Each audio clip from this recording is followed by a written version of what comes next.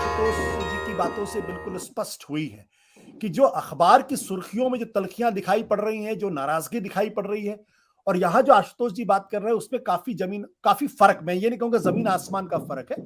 इनके अपने कुछ मुद्दे हैं, उन मुद्दों पर अभी बैठकर उस पर चर्चा होनी बाकी है और उन मुद्दों से एक सहमति बननी अभी बाकी है, लेकिन रास्ते बंद नहीं हुए हैं। इसका मतलब जो इंप्रेशन ये जा रहा है कि समाजवादी पार्टी और अखिलेश यादव की पार्टी ममता बनर्जी कांग्रेस के साथ नहीं जाना चाहती हैं, इस इंप्रेशन में उतना दम नहीं है। आने वाले समय में रास्ते खुल सकते हैं और एक दूसरे के साथ बैठकर एक समझाइश बन सकती है। मनोज जी, आपका क्या कहना है?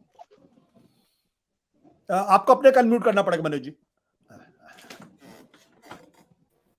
अखिलेश जी का जो स्टेटमेंट आया है वो उसको उससे कई संकेत मिलते हैं। एक तो केवल इतनी बात नहीं है कि जो कांग्रेस की और भाजपा की एक साथ उन्होंने आलोचना की कि केंद्रीय एजेंसियों के दुरुपयोग के मामले।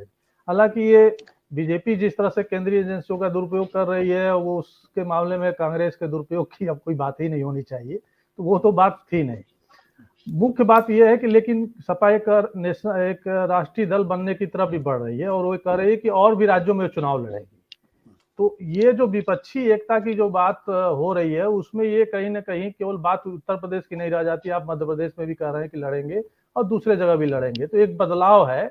और ये कह सकते हैं कि सपा जो निरंतर यूपी में प्रयोग करती रही, 2017 में कांग्रेस के साथ गई, फिर 19 के लोकसभा चुनाव में बसपा के साथ गई, और पिछले बार उसने इन दोनों दलों के साथ छोड़ के छोटे दलों के साथ लड़ी और उसको फायदा हुआ, 111 सीट पे वो आई।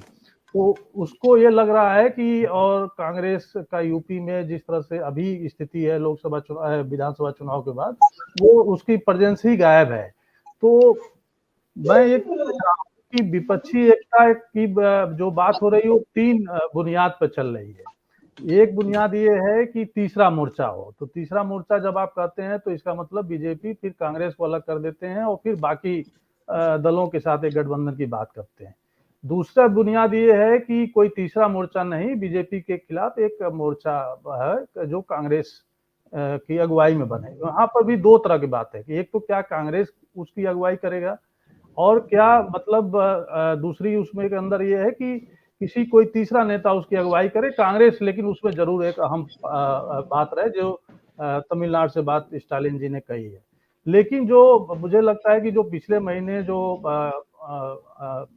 उन्होंने बात की थी तेजस्वी ने और नीतीश कुमार जी ने, तो मैं वहां था पटना में, जो जिसमें सलमान खुर्शीद भी थे, जिसकी बड़ी चर्चा हुई। तो तेजस्वी यादव ने एक बात कही थी जिसकी ज्यादा लोगों ने तवज्जो नहीं दिया था। उन्होंने कहा कि ड्राइविंग सीट पर जो बिहार और यूपी और दूसरे राज्यों में जो क्षेत्रीय दल जो हैं जो मजबूत हैं, वो उस जो विपक्षी एकता बन रही है उसमें उनको ड्राइविंग सीट पर बैठाया जाए।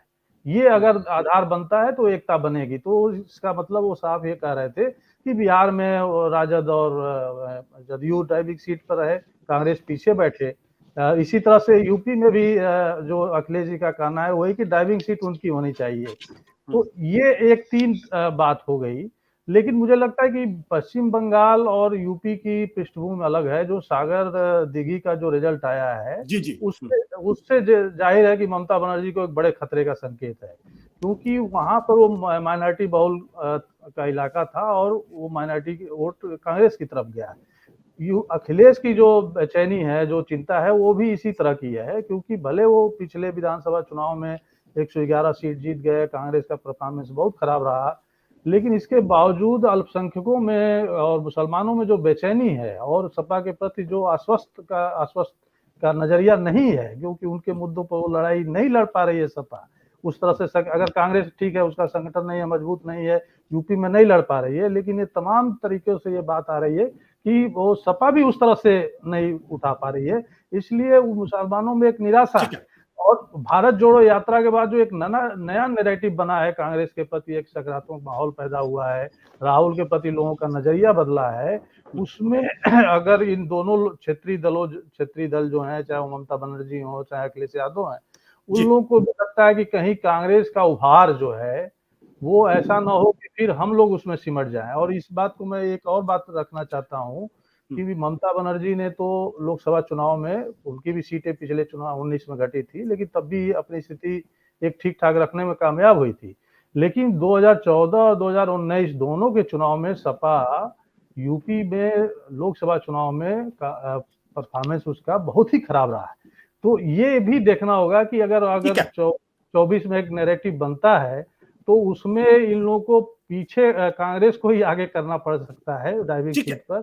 ये मनोज जी, वाला आप जो बात, आप इसका मतलब ये कि समाजवादी पार्टी के मन में एक आशंका है कांग्रेस पार्टी को लेकर, और आशंका इस बात को लेकर है अगर उत्तर प्रदेश के अंदर अगर अल्पसंख्यक तबका अगर कहीं शिफ्ट हो गया तो शायद नुकसान हो सकता है।